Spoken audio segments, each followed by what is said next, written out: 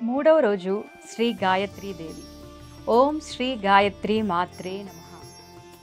నవరాత్రుల్లో మూడవ రోజు తదియ తిథిన చిత్తా నక్షత్రంలో అమ్మవారు సకల వేదస్వరూపిణి అయిన శ్రీ గాయత్రీదేవిగా భక్తులకు దర్శనమిస్తారు. ఈరోజు అమ్మవారిని నారింజ రంగు చీరలో అలంకరిస్తారు. తామర లేదా కలువ పూలతో గాయత్రీదేవిని పూజిస్తారు. అమ్మవారికి నిమ్మకాయ పులిహోరను నైవేద్యంగా నివేదిస్తారు. గాయత్రి మంత్రాన్ని జపించడం వల్ల చెడు ఆలోచనలు, దుష్ట శక్తుల నుండి రక్షణ లభిస్తుందని విశ్వసిస్తారు. ఈ రోజున హరిహర క్షేత్రంలో లలితా సహస్రనామ పారాయణం తర్వాత గాయత్రీదేవి సహస్రనామ అర్చన జరుగుతుంది.